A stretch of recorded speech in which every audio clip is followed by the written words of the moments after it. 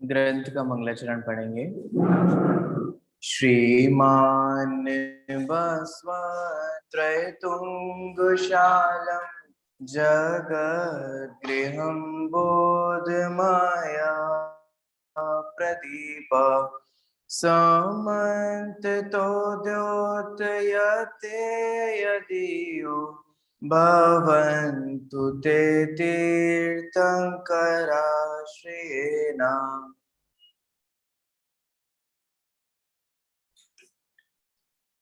अमित गति आचार्य द्वारा रचित धर्म परीक्षा ग्रंथ, जिसका यहाँ पर अपना दूसरा परिच्छेद चल रहा है। बहुत सुंदर विषय चल रहा है। मित्र का स्वरूप भी समझाया जा रहा है और मित्र का मतलब वह व्यक्ति जिसके साथ हम वो भी शेयर कर देते हैं जो कई बार हम अपने माता पिता के साथ भी नहीं कर पाते।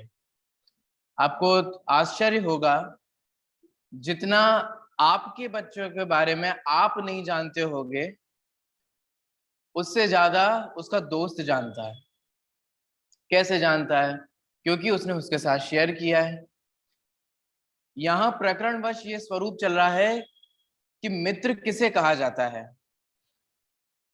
हम यहाँ देख रहे हैं कि मनोवेग अपने मित्र पवन वेग के समक्ष जब उसको मिथ्या दृष्टि देखते हैं, दुखी देखते हैं,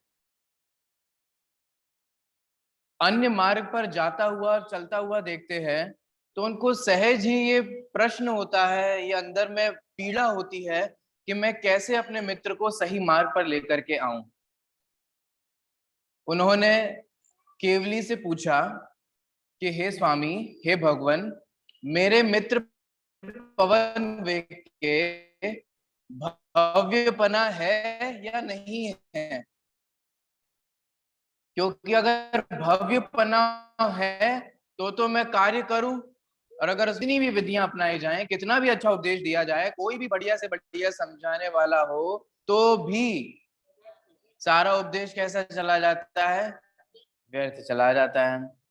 आचार्य ने कहा, अरहंत परमेष्टि ने, अरहंत परमेष्टि सब जानते हैं, उनके केवल ज्ञान में ये बात आई कि जब इस जीव को पुष्प नगर ले जाया जाएगा, अर्थात पटना ले जाया जाएगा, और बहुत तर्क और युक्तियों से समझाया जाएगा,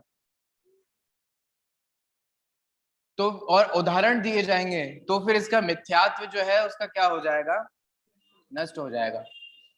इसका मतलब यहाँ ये बताया जा रहा है कि मिथ्यात्व का अभाव कैसे होता है। अगर हमारे को मिथ्यात्व का अभाव करना हो तो चमत्कार से होगा, आशीर्वाद से होगा, किसी की कृपा से होता है, कर्मों की कृपा से होता होगा? नहीं, जीव के पुरुषार्थ से होता है। जीव का पुरुषार्थ क्या है? आपने ये तो सुना होगा कि जीव को पुरुषार्थ करना है, लेकिन क्या पुरुषार्थ करना है? सब कर तो रहे हैं, रोज देखो मेहनत कर रहे हैं, ये पुरुषार्थ पुरुषार्थ नहीं है। तो क्या पुरुषार्थ है? जीव का पुरुषार्थ है लॉजिकल बनना, तर्क वाला बनना। युग माने आपको कितना स्ट्रेंज लगेगा, कितना आश्चर्य लगेगा, लोग जगत में ये कहते हैं कि धर्म है, चुप रहो, प्रश्न नहीं करते धर्म के नाम पे। कहते कि नहीं कहते? आपको भी जो नहीं पता होता बच्चों को ऐसे तो डांट करके चुप कर देते हो, है ना? बच्चा पूछता है कि मम्मी हम ये क्यों कर रहे हैं, जब धर्म में ऐसे प्रश्न नहीं किए जाते, जबकि यहाँ कह रहे हैं किए जाते हैं। अगर आपको नहीं आता है तो आप अपने बच्चों को ये बोलो कि बेटा मुझे पता नहीं है, अपनी अज्ञानता बताइए, धर्म को बदनाम मत कीजिए।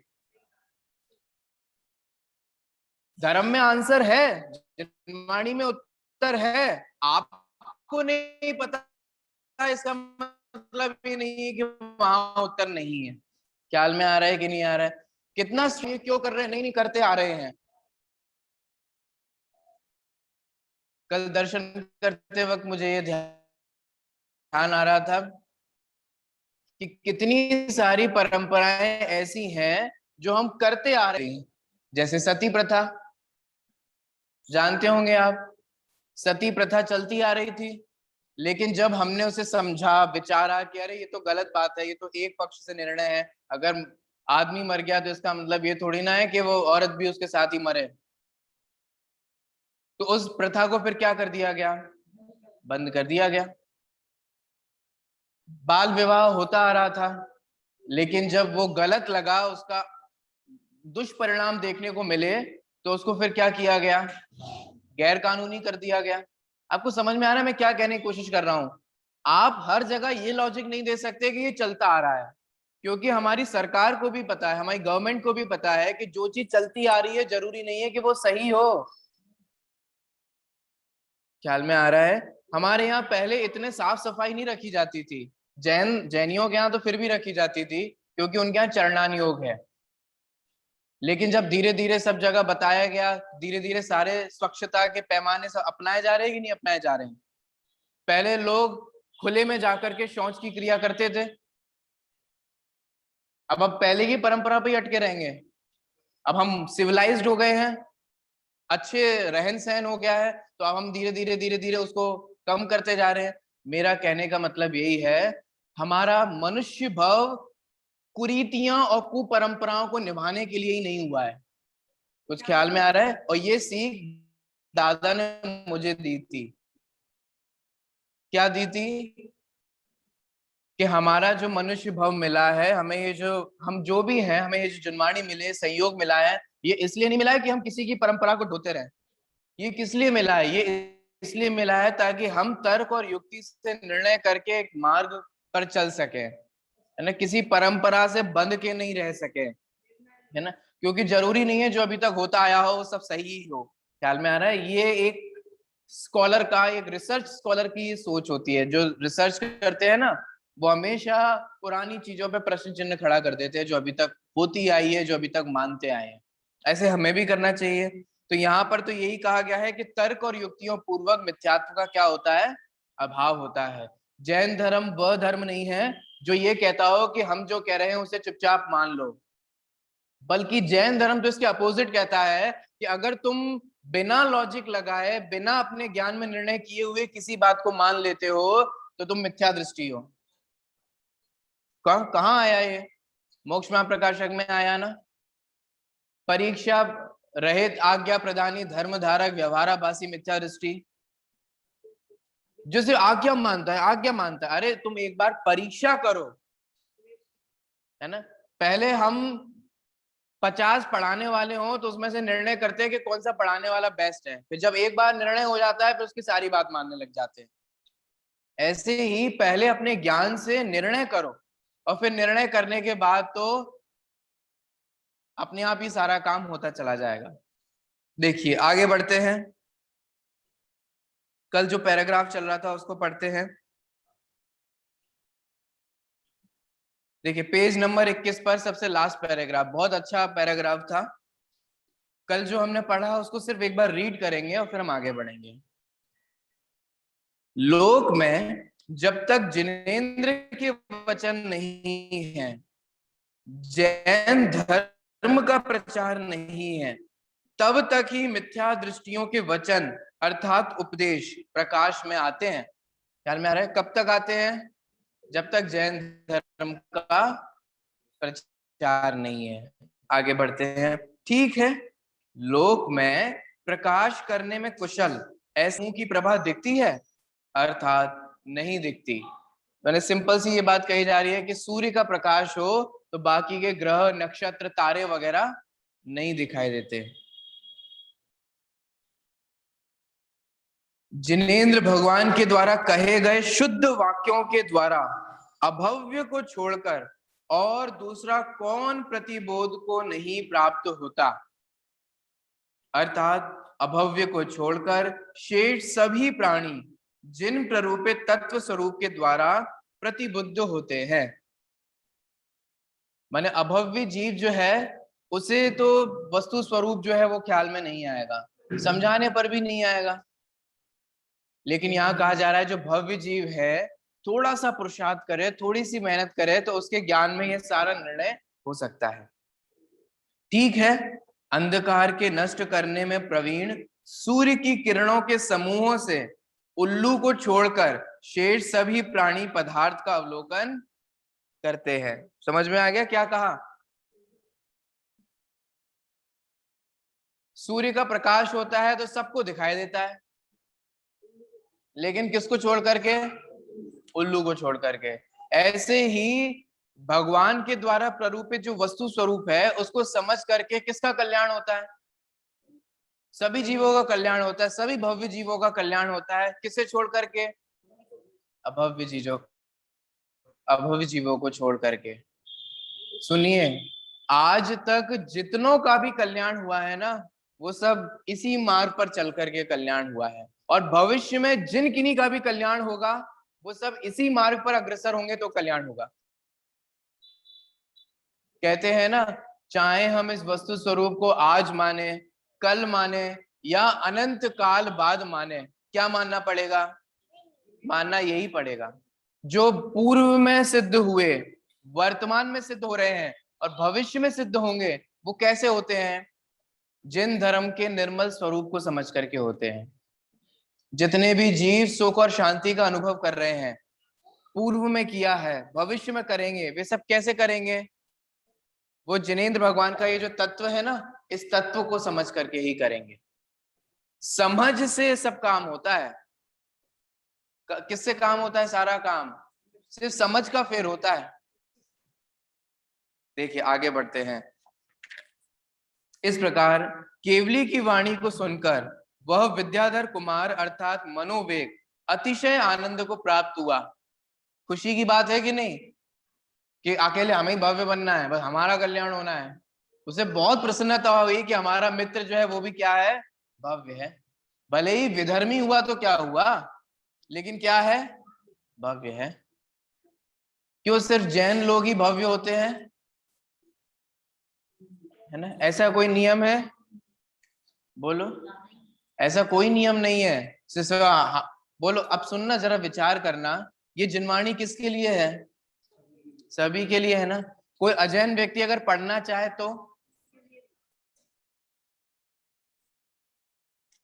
फिर हम उसके साथ अजीब सा और स्ट्रेंजर जैसा बिहेव क्यों करते हैं अगर वो जिनवाणी पढ़ना चाहे? सुनो, भगवान महावीर के प्रधान शिष्य थे ना, जो प्रधान शिष्य जिन्हें गणधर कहा जाता है, और गणधरों में भी जो प्रमुख थे, ऐसे गौतम गणधर क्या थे? पूर्व में ब्राह्मणों के गुरु थे। गुरु थे, शिष्य भी नहीं थे, सबका प्रतिनिधित्व करने वाले। और जब उनकी मति परिवर्तित हुई, वस्तु स्वरूप समझ में आया, तो सारे के सारे ही लोग किसमें हो गए? जैन धर्म। उनको स्वरूप समझ में आ गया। बोलो कितने सारे ऐसे मिलेंगे, कितने सारे ऐसे जीव मिलेंगे। आप पुराण उठाकर तो देखिए। इसका मतलब अगर आप ये सोचते हैं कि इस शास्त्रों को पढ़ने का अधिकार सिर्फ जैनियों को है, तो आप गलत समझते हैं। जिनवाणी ऐसी नहीं है। अभी तो हम पता है जिनवाणी को इतना रिजर्व्ड करके रख लेते हैं, तुम नहीं पढ़ सकते, बे नहीं पढ़ सकते, ऐसे नहीं पढ़ सकते, वैसे नहीं पढ़ सकते। अरे ये जिनवाणी हर कोई पढ़ सकता है, हर कोई पढ़ सकता है। ये किस लिए आप सच सच विचार करो, आचार्यों ने किस लिए लिखी? ताकि हम इसे बंद करके, उसे किबाड़ में बंद करके और लॉक लगा के रख दें? सोचो, आराम से सोचो किस लिए लिखी है। आप लोग घर में खाना किस लिए बनाते हो? कुकर में रखा रहे? नहीं नहीं, कोई खाएगा नहीं, कोई खाएगा नहीं। तो काहे के लिए बनाया? देखने के लिए थोड़ी ना बनाते हो खाना। किस लिए बनाया जाता है खाना? सब लोग खाएं। ख्याल में आ रहा है? ऐसे ही आचार्यों ने जिनवाणी किस लिए लिखी है? और अपने आप को बस इतिश्री समझ लें कि हाँ इतना हो गया तो बहुत हो गया। सुनो, जिस जिस दिन पढ़ना शुरू करोगे ना, उस दिन ढोक अपने आप निकलेगी।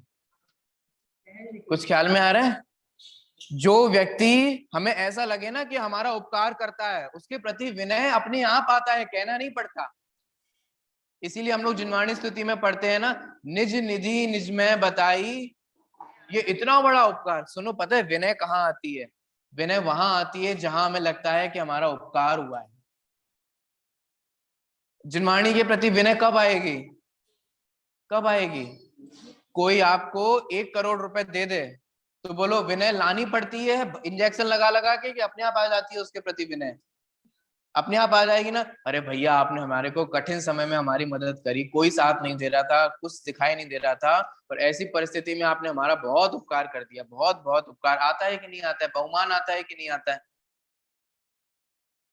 सिंपल सी बात है, जहां उपकार भाषित होता है वहां विनय आती है। अगर जिनवाणी के प्रति विनय लानी है तो एक तो आर्टिफिशियल हो सकती है, जो हमारे अंदर इम्पार्ट की गई है कि भैया तुम्हें विनय करना चाहिए, और दूसरी विनय, सच्ची विनय तब आती है जब आप जिनवाणी को पढ़ करके आपको बहुमान आएगा कि ओहो इतनी बड़ी बड़ी बात कही है, इतनी अच्छी अच्छी बात कही है, मेरे कल्याण की बात कही है, अरे अरे बहुत उपकार है, बहुत उपकार है, बहुत उपकार है। अपने आप सहज में से ये निकलेगा, अपने आप मन में ये बात आएगा कि अगर ये आचार्य नहीं कहते तो हमारा क्या होता।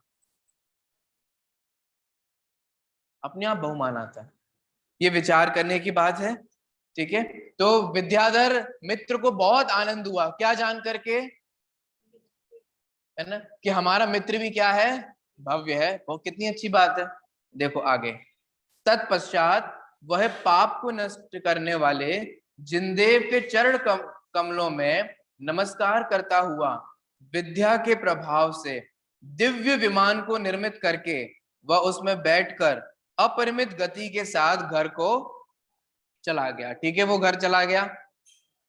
आगे बढ़ते हैं, तीसरा परिच्छेद, पेज नंबर 23। वह मनोवेग दैदीप्यमान कांति से प्रकाशमान देव के समान दिव्य विमान पर चढ़कर अपनी नगरी की ओर जा ही रहा था कि इसी बीच में उसे विमान में बैठकर सम्मुख आते हुए पवन वेग ने इस प्रकार से देखा कि जिस प्रकार देव दूसरे किसी उत्तम देव को देखता है।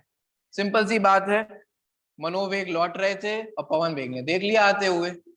ठीक है, आगे उससे मिलता है। तब उसको देखकर पवन वेग ने पूछा कि जिस प्रकार नीति के बिना कामातुर मनुष्य बहुत काल स्थित रहता है, उस प्रकार तुम मेरे बिना इतने काल तक कहां पर स्थित रहे, यह मुझे बतलाओ। देखो सिंपल सी बात ये कहना चाह रहे, कहां थे तुम अभी तक, इतनी सी बात थी। दोस्त है, मित्र है, जब तक नहीं आ जाता तब तक चैन नहीं पड़ रहा। तो वे ये पूछना चाह रहे हैं कि कहां थे अभी तक, बहुत देर हो गई।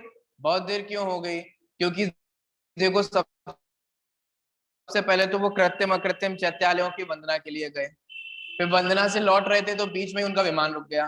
विमान रुकने पर फिर मुनिराज की सभा में गए, मुनिराज का उपदेश सुना, फिर मुनिराज के उपदेश के बाद वो जिनेंद्र भगवान के दर्शन करने गए, वहां उनका उपदेश सुना, उनसे प्रश्न पूछा, समाधान प्राप्त किया और फिर वे लौटे। इतना टाइम लग गया। और मित्र पूछा है कि क्या हो गया। अब देखिए कैसे समझाया, जैसे जिस प्रकार नीति के बिना कामातुर मनुष्य बहुत काल स्थित रहता है, उसी प्रकार तुम मेरे बिना इतने काल तक कहां पर स्थित रहे। नीति ना हो, नीति माने जो हमें न्याय मार्ग पर ले जाए, वह कहलाती है नीति। जो हमारे को मनुष्य बनाए वह कहलाती है नीति। ठीक है, देखिए तो अगर जीवन में कुछ रूल्स नहीं हो, किसी के कोई सिद्धांत नहीं हो, तो कैसा हो जाता है व्यक्ति, पशुओं के समान आचरण करने लगता है। अगर हमारे को रूल्स फॉलो नहीं करने, कोई रेगुलेशंस फॉलो नहीं करने, तो ऐसा जीवन कौन जीता है, ऐसा जीवन पशु जीते हैं। मनुष्य तो सदाचारी जीवन जीते हैं। कहाँ खाना, कहाँ बैठना, क्या करना, क्या नहीं करना, किसके साथ काम सेवन करना, किसके साथ नहीं करना, पशुओं में ऐसा कोई व्यवहार नहीं होता, लेकिन मनुष्यों में ये व्यवहार है। क्यों? क्योंकि वो नीति पे चलता है। और अगर मनुष्य भी नीति से भ्रष्ट हो जाए, तो हमारे नीति के ही ग्रंथों में कहा, मनुष्य रूपेण नृगास चरंती, वो मनुष्य के रूप में पशु चर रहा है। नीति में लिखा है कि वो मनुष्य नहीं है, मनुष्य के रूप में पशु है। इसीलिए हमारे में नीति का पालन होना चाहिए। आगे बढ़ते हैं, जिस प्रकार सूर्य के बिना दिन नहीं रह सकता, देख रहे हो कितना अविनाभावी संबंध है। ये अविनाभाव समझ में आता है, मैंने परीक्षा मुख को पढ़ाते वक्त आपको बताया था, अविनाभाव जिसके बिना दूसरा नहीं हो, है ना, जिसके, वो तो अन्वय व्यतिरेक था, जो उपचार से मैंने उसी को ही अविनाभाव भी कहा जाता है। अन्वय व्यतिरेक याद रहा, सुने कभी शब्द। अन्वय क्या होता है, जिसके होने पर पदार्थ हो और जिसके नहीं होने पर कार्य नहीं हो। होने पर होना और नहीं होने पर नहीं होना। सिंपल सी बात है, क्या ऐसा हो सकता है कि सूर्य हो और दिन ना हो? नहीं हो सकता, है ना। सूर्य हो तो दिन होता ही होता है। तो जिस प्रकार सूर्य के बिना दिन नहीं रह सकता, उस प्रकार जो मैं तुम्हारे बिना एक क्षण भी रहने को समर्थ नहीं हूं, वही मैं भला इतने दीर्घ काल तक तुम्हारे बिना कैसे रह सकता हूं, अर्थात नहीं रह सकता हूं। ख्याल में आ गया? यहाँ ये कहना चाह रहे हैं, भैया सूर्य के बिना दिन नहीं होता ना, ऐसे मेरे बिना तुम्हारा मन नहीं लग रहा, तुम कहाँ चले गए थे? ठीक है, ऐसी है मित्रता। अब इससे आप समझ जाओ कितने दोनों बेस्ट फ्रेंड होंगे। आगे देखिए, हे मित्र, मैंने तुम्हें प्रयत्न पूर्वक सर्वत्र इस प्रकार से खोजा, जिस प्रकार के शुद्ध सम्यक दृष्टि जीव मुक्ति प्रद धर्म को खोजता है। देखो कितनी अच्छी अच्छी बातें कही हैं। आपको उदाहरण भी देना हो तो देखो कैसे दिए जाते हैं, है ना। मैं तुम्हें बहुत ढूंढ रहा था, बहुत ढूंढ रहा था। कैसे ढूंढ रहा था? जैसे सम्यक दृष्टि जीव मुक्ति की खोज करता है ना। सम्यक दृष्टि जीव को सिर्फ क्या चाहिए होता है? बोलो बोलो। हम पुराण पढ़ते हैं, जिनवाणी पढ़ते हैं। आपने देखा कभी किसी सम्यक दृष्टि जीव को भोगों की कामना करते हुए? वो सम्यक दृष्टि जीव आप जानते ही हैं, हम पहले भी समझ चुके हैं, 8 अंगों में एक निकांक्षित अंग होता है। और निकांक्षित अंग ये कहता है कि उसे भोगों की कोई चाह नहीं, कोई चाह नहीं।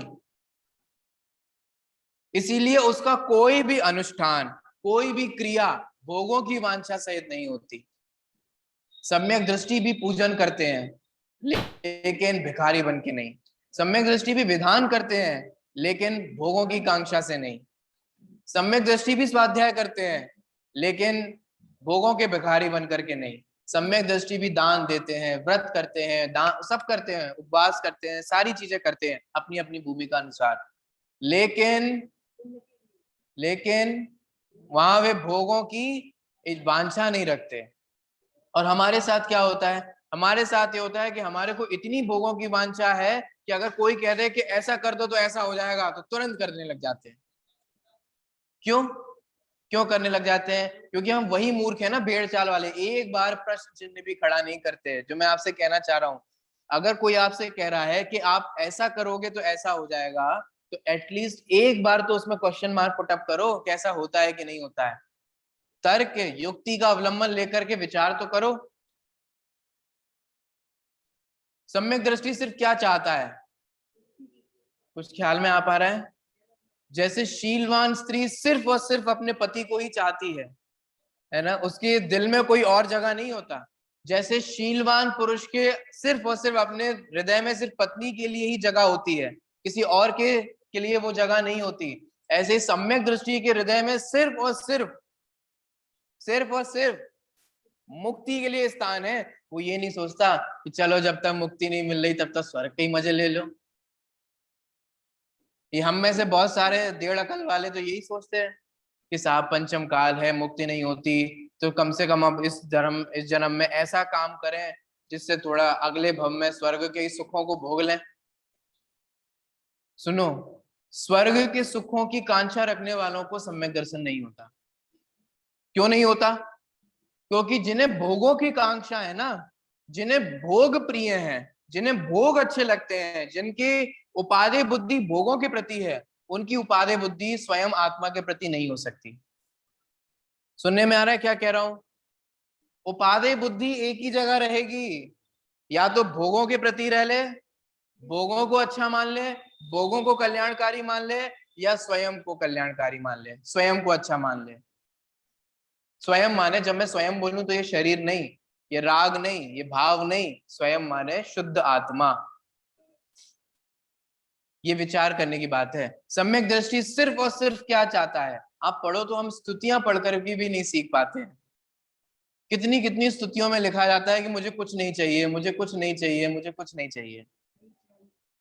बोलो णमोकार मंत्र में क्या मांगा गया है?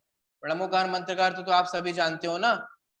और आपको पता है कि णमोकार मंत्र इतना महान है कि नहीं? इसमें किसी को कोई डाउट है? नहीं है। अब मैं आपसे पूछता हूँ, णमोकार मंत्र का सिंपल सा अर्थ बता दो। अगर आप नहीं बता पाओ तो हमें पाठशाला के विद्यार्थी से पूछना पड़ेगा। लमोकार मंत्र वो तो महिमा है, लमोकार मंत्र नहीं है। लमोकार मंत्र में कहीं भी नहीं लिखा कि ऐसा करने से ऐसा होता है। लमोकार मंत्र में सिर्फ और सिर्फ नमस्कार किया गया है और कुछ नहीं है, इसीलिए वो इतना महान ग्रंथ है।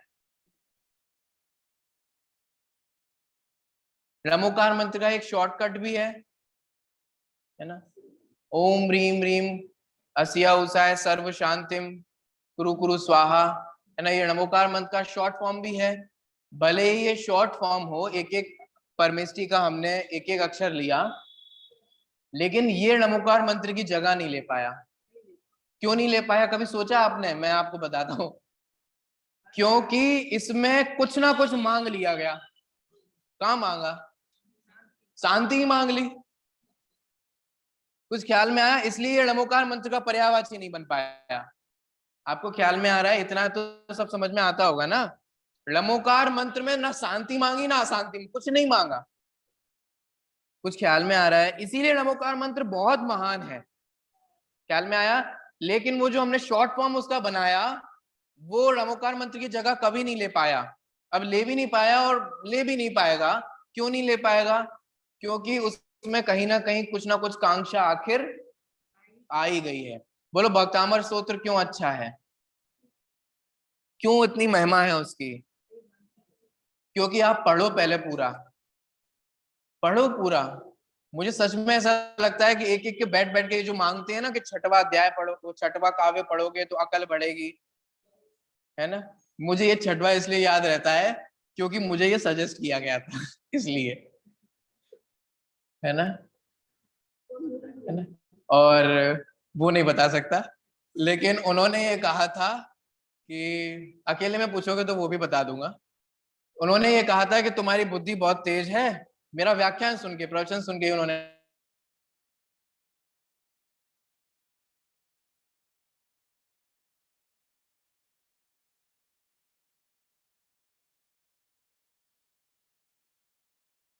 कहा था बहुत बुद्धि तेज है तुम्हारा, अच्छे हो, है ना। नहीं नहीं, मैंने नहीं पढ़ा।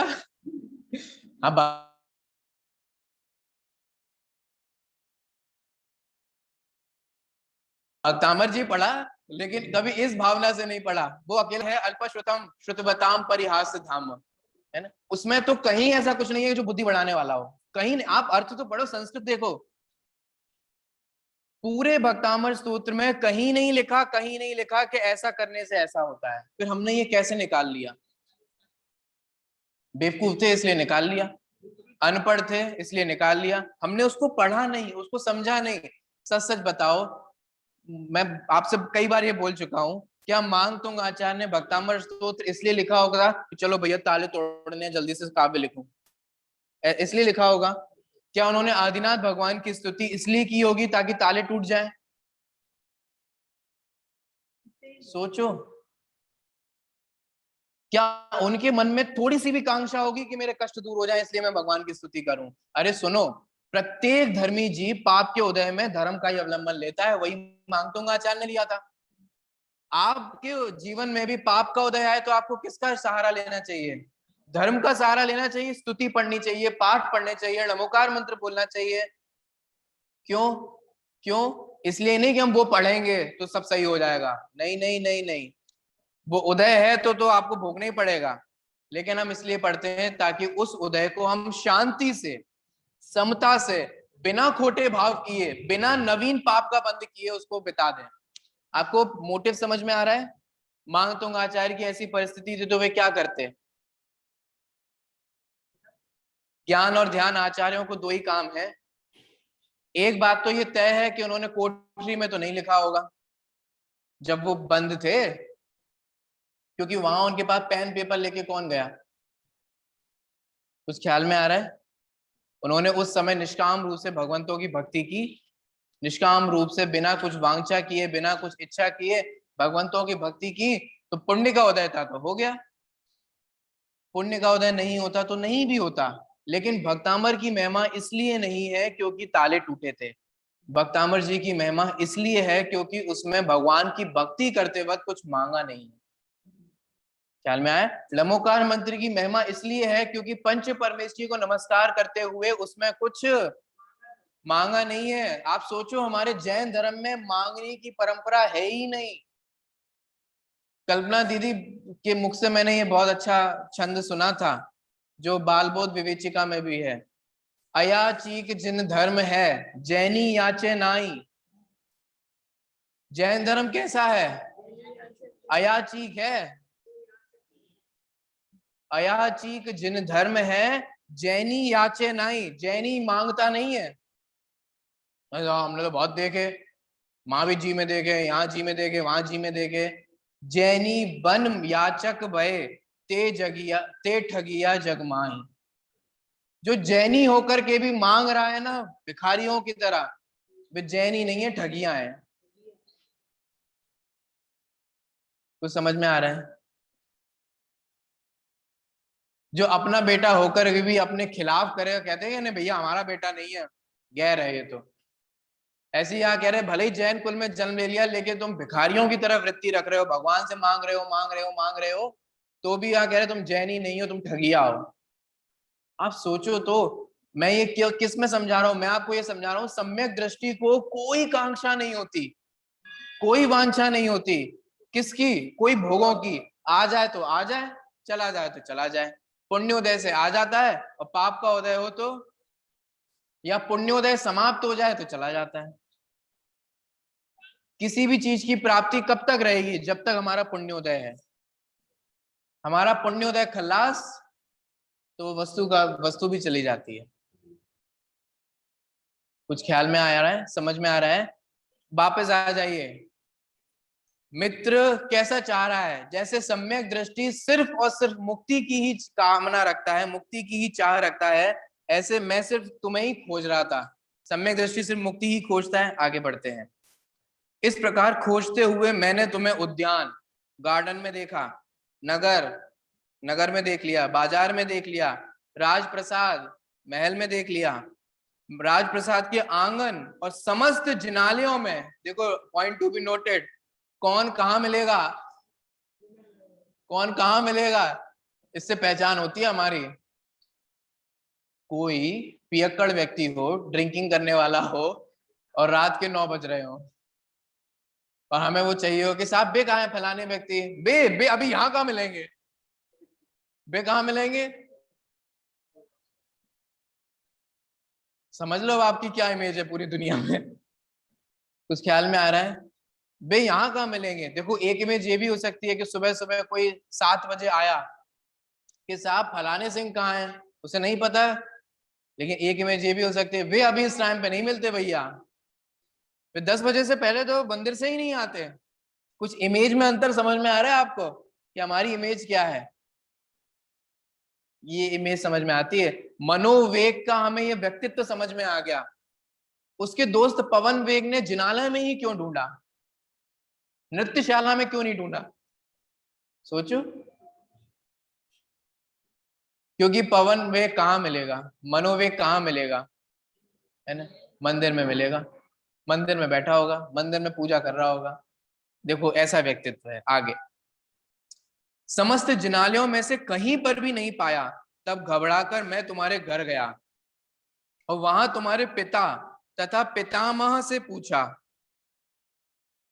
ठीक है, इष्ट संयोग की इच्छा करने वाला मनुष्य सब कुछ करता है, ठीक है।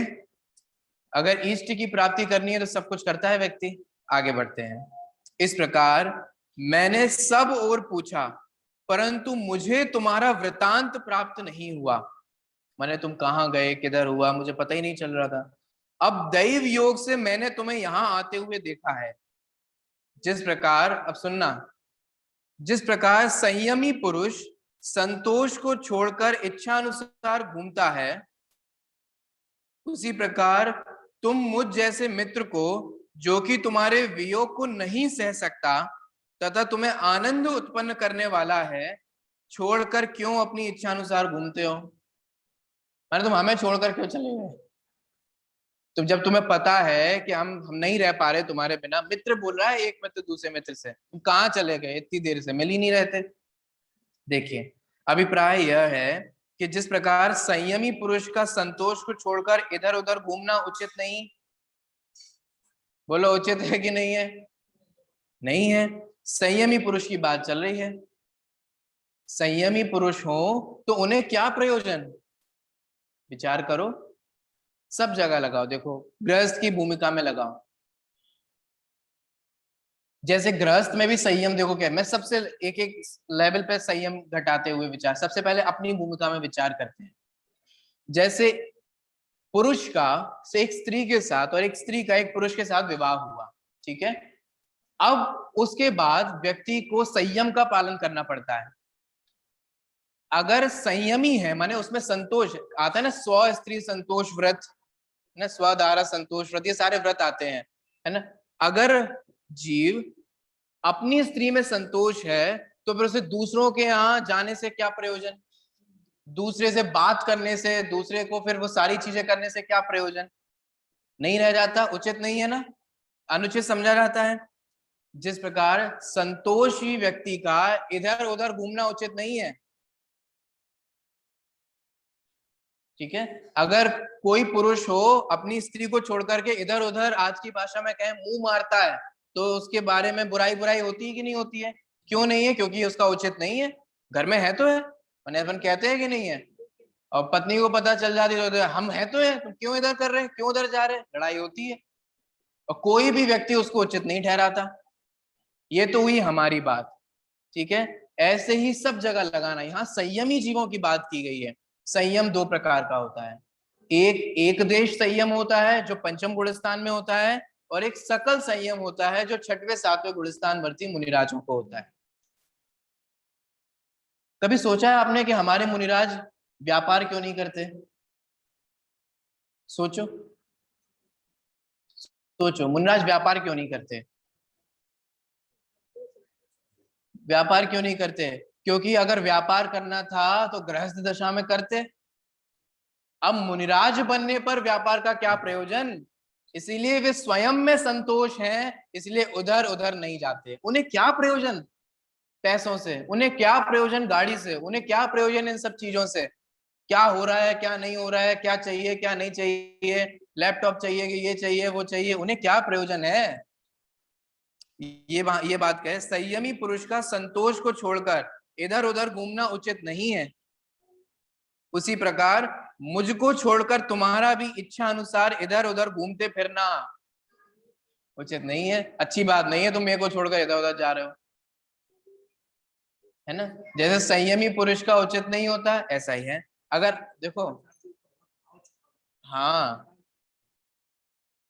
इससे नीति समझाई जाती है। ये नीति हो गई। क्या नीति हो गई? कि संयमी पुरुष स्वयं में इतने संतोष होते हैं कि इधर उधर जाने का मन ही नहीं होता। देखो मैं आपको एक बात बताऊं, मैं अभी उन लोगों की बात कर रहा हूं जिन्होंने अभक्ष का त्याग कर दिया है। सच सच बताना, आलू को छोड़े हुए आप लोगों को इतना साल हो गया होगा,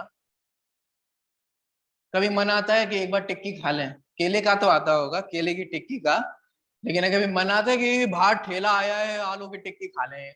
कभी आया भाव? क्यों नहीं आया? क्यों नहीं आ गया? क्योंकि हमारे को इच्छा चली गई, तत्संबंधी इच्छा ही नहीं रही। ऐसा थोड़ी ना कि हमारे को बहुत इच्छा हो रही है और हम कंट्रोल किए बैठे हैं। अरे किसी भी पदार्थ में संतोष हो ना, तो बाकी इधर उधर जाने का अपने आप ही मन नहीं होता। एक बात पूछूं, आप क्यों नहीं इन दूसरे मंदिरों में जाते हो? क्यों नहीं जाते?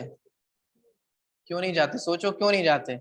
सम्यक दृष्टि क्यों नहीं जाता, ये विचार करो। चलो क्यों नहीं जाता? उसको क्यों भाव नहीं आता? क्योंकि जिसको तीन लोक के सर्वोत्तम देव मिले हो और जो उन देव में ही संतोष को प्राप्त हो, वो इधर उधर क्यों जाएगा? सेठ सुदर्शन ने रानी का प्रपोजल क्यों नहीं एक्सेप्ट किया, ये बताओ मुझे। सेठ, रानी थी कोई कुरूप तो होगी नहीं, बहुत सुंदर थी, और सेठ जी की सुंदरता तो पूरे नगर में प्रसिद्ध थी। फिर भी उन्होंने रानी का प्रपोजल क्यों नहीं एक्सेप्ट किया, ये विचार करो। चलो, गृहस्थ थे हमारे और आपकी तरह, कपड़े वाले हमारी और आपकी तरह थे गृहस्थ दशा में, क्यों नहीं एक्सेप्ट किया? क्योंकि जो स्व स्त्री में संतोष है उसे इधर उधर भटकने का अपने आप ही विकल्प नहीं आता। और सुनो, विकल्प आए और प्रवृत्ति हो तो दुनिया तुम्हारे को लाइन पे लगा देती है, लगा देती है कि नहीं लगाती है? दुनिया में निंदा होती है, घर गृहस्थी में क्लेश होता है, बच्चे बाप तो बच्चे क्या सोचेंगे, कितनी कितनी बातें हैं, कितनी कितनी सोचने की बात है। तो आज देखा जाए तो ये सारे साधन जो बढ़ गए हैं हमारे, ये बहुत बढ़ गए हैं, है ना। जैसे चाहे सोशल मीडिया हो, चाहे अन्य कोई मीडिया हो, आज कौन किससे बात कर रहा है, कौन किससे क्या कर रहा है, खबर ही नहीं। दिन दिन भर फोन में लगे हैं, यहाँ कोई सुन नहीं रहे हैं, वहां किससे बातें चल रही हैं, क्या खबर। सुनो भाई, संतोषी जीव का, यहाँ तो संयम के बारे में बात की जा रही है, संयमी जीव का, जो संतोषी है उस जीव का इधर उधर भटकना उचित नहीं होता। हमें भी ये समझना चाहिए। देवशास्त्र गुरु हमारे को मिल गए ना, अब इन देवशास्त्र गुरु को छोड़ करके अन्य रागी द्वेषी देव के पास जाना ये उचित नहीं है, ठीक है। जिनवाणी को छोड़ करके अन्य अन्य किताबों को पढ़ना ये उचित नहीं है। ये सब चीजों में लगाओ।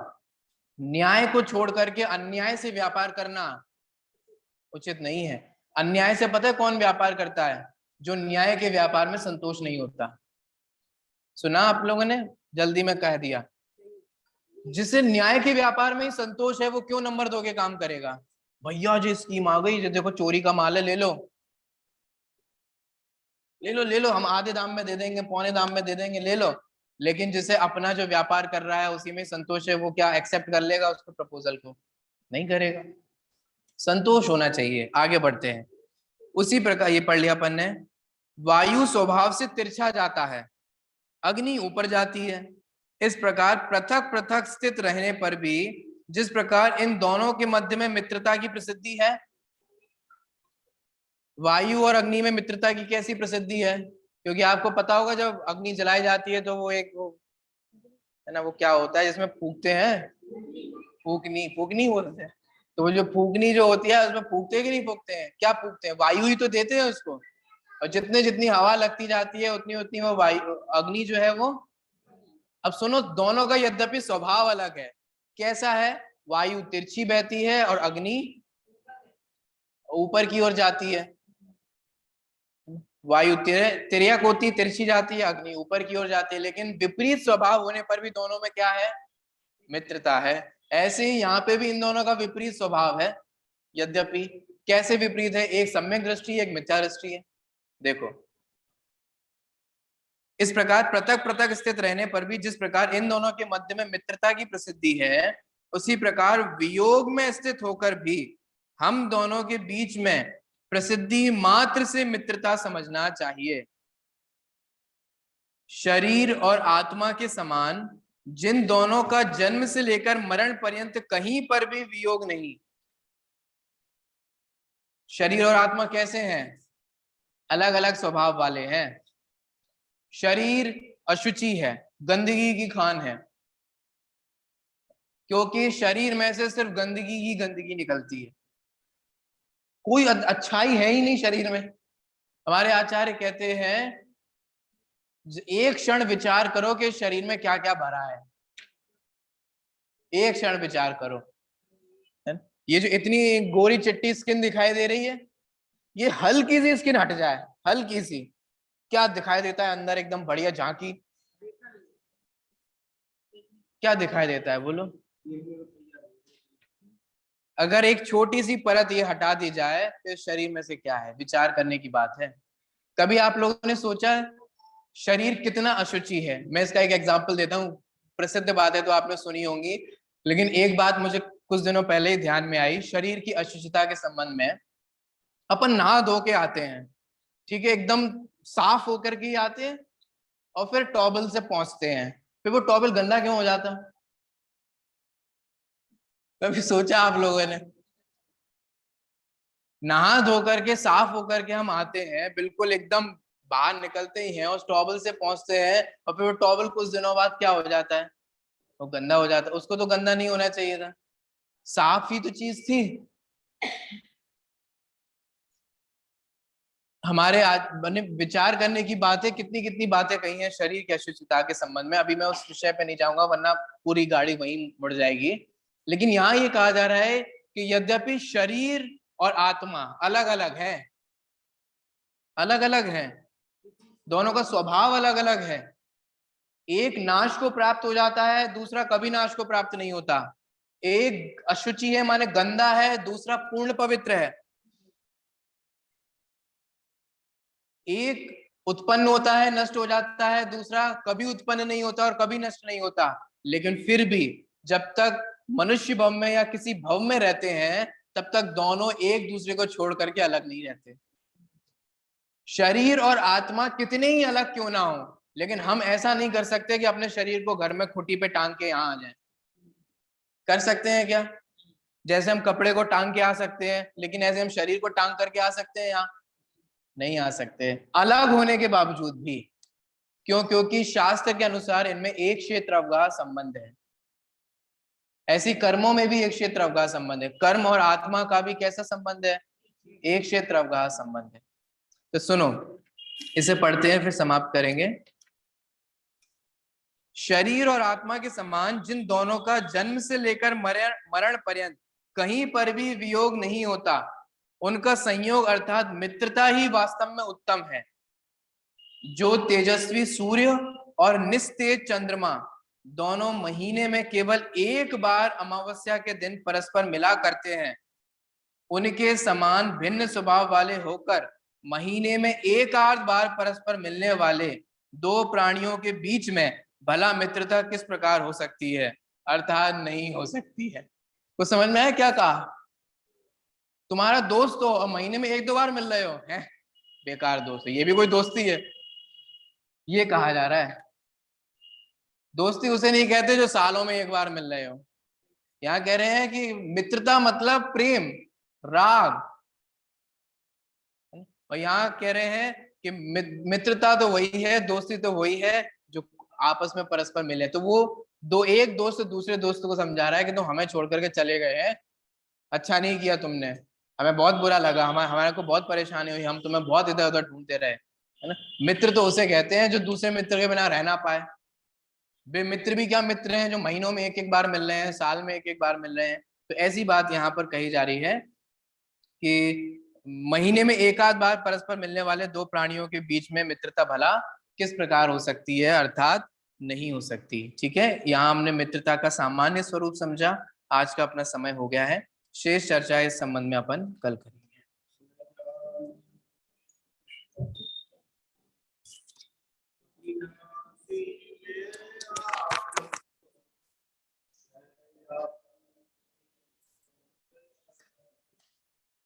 विनाशी